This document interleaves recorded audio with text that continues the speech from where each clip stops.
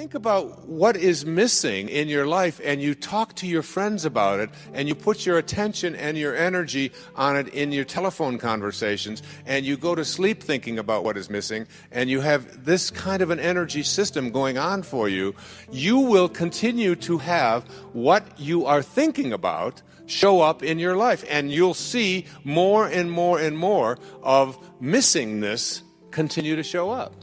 You can't think about and put your energy on what is missing unless you want it to keep being that way in your life. So that's the first thing you want to shift. That's the first obstacle to reaching this state of what I call intention. Secondly, if you put your thoughts on what is, you will continue to attract what is into your life. Now, I'm going to suggest something very strange up here right now. I told you when it gets weird, that you have the ability to put your attention on an inner mantra that I have recorded in a CD called Meditations for Manifesting, that came to me from a teacher 2,300 years ago named Patanjali in India, who taught people at that time, when this is before the Middle Ages, this was like when people hadn't been out of caves too long, was teaching people how to levitate, and was teaching people how to bilocate, and was teaching people how to have the gift of fish and loaves 300 years before Jesus showed up on this planet. And his aphorisms of Patanjali are a big part of a spiritual solution to every problem. And what he suggested at that time is a meditation called japa. And this meditation is something where you take your attention, your inner energy, off of what is and onto what you intend to manifest, and you repeat the sound that is in the name of God as an inner mantra. And by repeating this sound, you attract the energy from outside of yourself, that is the source from which you emanated, to cooperate with you and literally collaborate with you to shift it into whatever it is that you intend to manifest. And you can do this with money. You can do this with getting pregnant if you haven't been able to do that. You can get it with selling your home. You can get it, and if you take a look at 300 years later, 400 years later, John the Baptist writes in the New Testament, the opening line of the New of the book of John in the New Testament. In the beginning was the Word, and the Word was with God, and the Word was God. As strange as it may sound to you, based upon the conditioning that you have had, just like Ivan Illich, the repetition of the sound as an inner mantra is a way of getting in the gap. And it is a way of, when you repeat this sound, attracting whatever energy, that dormant forces that are out there, into your life to have whatever you need show up. And all I can say to you is, I stand up here before you tonight from my heart telling you that it has always worked for me. It is a meditation practice. It is so powerful, and I can't tell you how many people have been practicing it, including Gary, who spoke to you here today. And there is absolutely no limit to what you can attract into your life simply by practicing it. I have put it on CD. I put it in Getting in the Gap. I teach it. I donate all of the proceeds from it to charities because I was asked to teach it, but to take no money for it. And I've been doing it for several years now. If your thoughts are on what is, let's just say you've got a disease process. Cancer, arthritis, the flu, a cold. If your thoughts are on, if you get a sniffle and your thoughts are on, this is in my nose today, but tomorrow it'll be in my throat. On Wednesday, it'll be down in my chest. On Thursday, I'll probably have a fever. I'm going to have to take Friday off. Now it's Monday morning. and you've got a sniffle, and in your mind you're taking Friday off with a fever. If this is how you have trained your mind to work, to put your attention on the circumstances of your life, self-actualizing people, Abraham Maslow was a great teacher of mine. I was blessed to know him. I was blessed to be one of his devotees. He died on the 14th of June, 1970, in the same hour that I walked across the stage at Cobo Hall in Detroit receiving my PhD. In the same hour. He passed the baton on. He said, I've taught self-actualization to the academic world. Now you take it to the masses. And Maslow said, self-actualizing people are distinguished from everybody else with this sentence: they must be what they can be. They must be what they can be. And one of those 10 secrets for success and inner peace is that you can't solve a problem with the same mind that created it. And know this, that your mind created everything in your life that you call a problem. And self-actualizing, highly functioning people who live at these extremely, extraordinarily high levels of consciousness never put their thoughts on what is if they don't like what is. Because if your thoughts are on what is, and you despise what is, and if you look at poor people, if you look at unsuccessful people, if you look at sickly people, if you look at tired people, if you look at addicted people, you will see people who put their attention constantly on their problems, on what is wrong, on what isn't working, on what I can't do, and so on. They'll tell you about it, they'll focus on it, and when your thoughts are on what is, and what you think about is what expands, you continue to attract more of what is into your life. When I had a practice, I had a woman who came to me who said, I just went through a divorce 7 months ago, and I've been dating, and I've dated 4 different men, and all 4 of them have used me as a sex object. And every single one of them called me up after the first date and were mistreating me, and they didn't have any respect for me, and that was the end of it. And she said, I'd like you to talk to all 4 of these men. And I said, there's only one common denominator here. You are attracting into your life what you are putting your attention on. It's called the Job effect. You can't think about what is missing, and you can't think and put your energy and talk about what is if you don't like what is. Can't do that unless you want more of that to show up. Third, you cannot put your attention or your thoughts or your energy on what always has been. If you put your thoughts or your energy on what always has been is what will continue to show up into your life. What always has been is the wake of a boat. Your life is a boat. It's heading up the river in that direction. And it's heading there at 40 knots. And you're standing on the stern, and you're looking down at the water, and as the boat goes in this direction, here you are looking down into the water, and what do you see? You see the wake. And what is the wake? The wake is the trail that is left behind. That's what the wake of your life is. That's what the wake of the boat is. And if you ask yourself the question, what's driving the boat?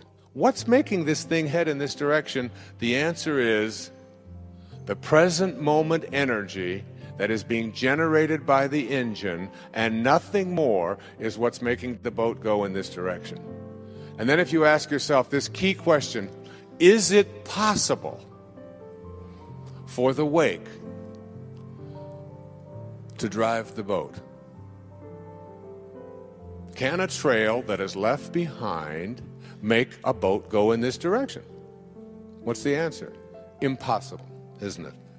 And so too is it impossible for the wake of your life, the trail that you've left behind, to be the reason why your life is going in this direction. It is not because of anything that has happened back here. That's an illusion that we live under. What has happened back here is a trail. The choices you make in this moment. And if your thoughts are on what always has been, this is the way we've always done things, this is the kind of person I am, I can't change, you can't teach an old dog new tricks, all of those cliches that have become so much a part of our life. If your thoughts are on what always has been, and you despise what always has been, you will continue to attract more of what always has been, even though you despise it. It works that way. So you can't think about what's missing, what is, and what always has been. And it gets worse.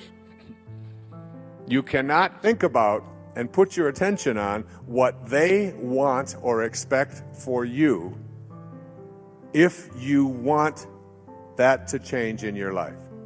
And there's no shortage of people who have an opinion about what it is that you should be or shouldn't be or how you should be doing it. Most of these are your relatives. I have a wonderful book in mind to write. It's called Your Friends Are God's Way of Apologizing for Your Relatives. But if I talk to your relatives, they laugh too. So we all have this idea that the reason I'm not getting where I'd like to be, particularly with young people and working with young people over the years, it's because my parents want this, and my parents think that, and my parents won't let me do this. And I always said, well, but why are you so attached to what your parents think? Well, these are my parents, and I have to do it. I said, you can listen to it, you can take it in, but you don't have to embrace it. You don't have to live by that. And certainly when you become adults, when if there are people out there who convince you that you should or shouldn't be doing this or that, then you're going to continue to attract exactly what it is that they have their attention on. So if you put your thoughts on what they want for you, you tell everybody else about how it makes you go from being blissed to pissed just by being in their presence, just by being on the telephone with them. That person, that in-law, that mother, that father, that grandparent, that child, that whoever it might be, is giving you, or even your neighbors or your friends or whomever, your coworkers are telling you what you should or shouldn't be, and you don't like the advice that they're giving, and you resent very strongly. One of the 10 secrets for success and inner peace says there are no justified resentments. Your resentments are things that destroy you. So if your thoughts are on what they want for you, and what they want for you is something you don't like, you will continue to attract more of and use the attractor energy of the universe to attract more of what they want for you, even though you are upset about it. So here you go. There are 4 things that you can't do with your mind if you want to move into this state of intention that I'll be speaking about tomorrow. And these are: you cannot put your thoughts on what's missing, on the circumstances of your life, on what you always have been, or what others want for you. So you have to learn to do a somersault into the inconceivable and only put your thoughts or your attention on what you intend to manifest for yourself. Every thought that you have is an energy. Everything in the universe is an energy. And when you have a thought that is a thought that weakens you, which Hawkins speaks about so brilliantly in Power versus Force, that thought, the 10th secret in 10 Secrets says, wisdom is avoiding all thoughts which weaken you. And thoughts change and make you strong or weak depending upon whether or not what you're thinking at any given moment. The instant that you put something into your body and hold it close to it, the moment that you move into the energy field of someone who is negative, and I'll be speaking more about this tomorrow afternoon and doing a little bit more of demonstration on it, that everything in this universe is an energy. I have the prayer of St. Francis on which I'll be reciting tomorrow, and Sky will sing for you tomorrow, on a card that is produced by a woman who lives in a wheelchair. And also, and all it takes is to be in the energy field. If I had Linda hold this up next to her, it would strengthen her. Just the words. Energy is in everything. And here's one of the most powerful notions about how you move into this area of bringing higher energy to the presence of lower energy in your life to strengthen rather than weaken you. It was on the wall of the ashram where Mother Teresa lived. And it goes like this: if you want to know tonight what to do and what to think and how to bring this energy to you, listen to these words. And put these, as I said, the money that's collected on these goes to a woman who lives in a wheelchair, who has the intention to not be dependent. And you stick this on there, and you know, your children just have to walk by these words. and the energy it touches and impacts them. Just like the music, the CD, even carrying it around. It's why I knew that Sky's CD would strengthen rather than weaken. You can take the Prayer of St. Francis, which she sings on there, put that on in your car and play it in a moment of frustration or anguish in traffic, and you know what? You can move the traffic. I know you laugh and you think that kind of thing is impossible. There is nothing that you can't do when you shift your energy from energies that weaken to energies that strengthen. And this is what Kent Keith had written and what Mother Teresa lived by. She said, people are often unreasonable, illogical, and self-centered. Forgive them anyway. If you are kind, people may accuse you of selfish, ulterior motives. Be kind anyway. If you are successful, you will win some false friends and some true enemies. Succeed anyway. If you are honest and frank, people may cheat you. Be honest and frank anyway. What you spend years building, someone may destroy overnight. That's particularly relevant in America, isn't it? Build anyway. If you find serenity and happiness, they may be jealous. Be happy anyway. The good you do today, people will often forget tomorrow. Do good anyway. Give the world the best you have, and it may never be enough. Give the world the best you have anyway. You see, in the final analysis, it's all between you and God. It was never between you and them. Anyway.